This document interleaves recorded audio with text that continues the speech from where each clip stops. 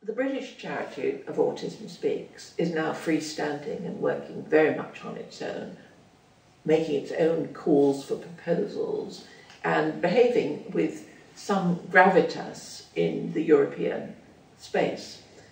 It also took me into discussions with Saudi Arabia, where I found it fascinating to be working in a country of which one has frankly very little knowledge, and where I felt much more at home than I thought I would do, and where women in particular are leading a very much subdued role in society. They clearly hadn't ever met somebody like me before, and it's been quite fascinating to act again as a role model for women, and I found that really quite challenging, but I had been working on women's issues for some time. Autism Speaks now supports several universities and has been responsible for, we start to look not only at the, it's a fundraising charity, so it's not only the funds that we collect and spend on research, but also the other people that we persuade, one way or the other, to invest in research into the causes of autism. I talk about direct and indirect funding, and of the two, the indirect is more important.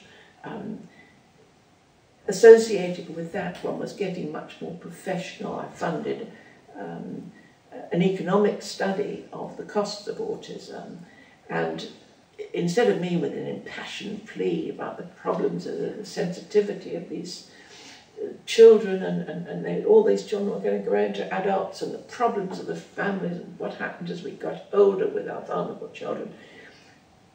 Instead of that, I began to be able to speak with the influencers in government about the lifetime costs of somebody with autism, which are considerable, and the cost to the nation, which came out at an astonishing 28 billion a year. Now, 28 billion was the cost of the Northern Rock problem. So 28 billion a year is something that politicians really listen to.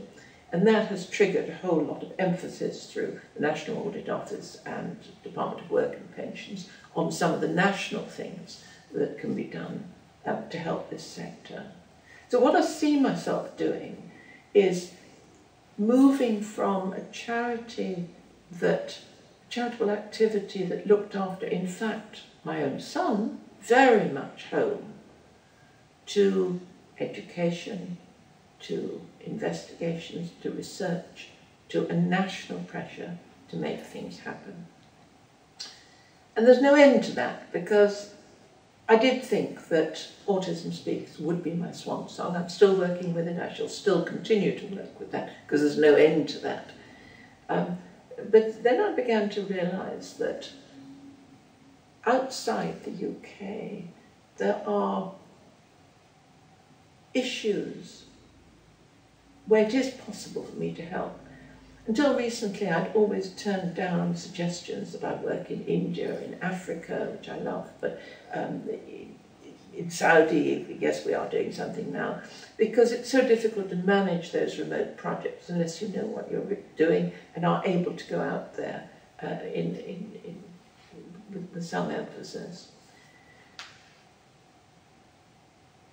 Like many people, when I saw a film about the conditions of children with learning disabilities in Eastern Europe, they were so awful that, frankly, I turned the page or I switched the television off, because I knew I couldn't help.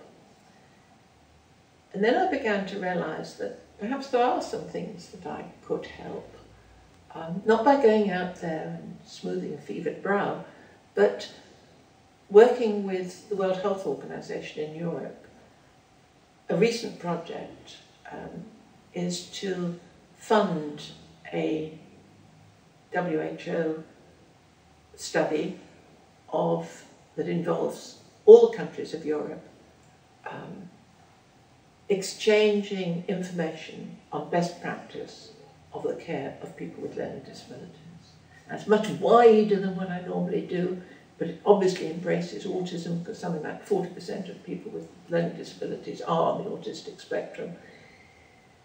And what I do there, I'm largely just check writing. I've made some introductions. They asked me to do the conference, but it's pretty remote. And of course, as the years get on, that suits me fine. Then I've got to get the idea that, there's this World Health Organization gives a lot of push when the WHO invites somebody to come to a conference.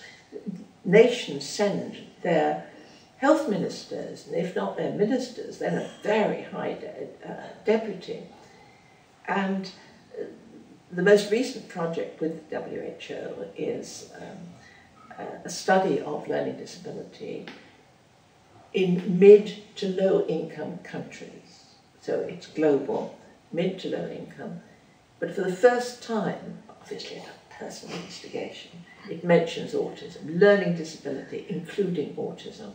And I'm very proud that the first time the WHO has ever written words autism it was on that project.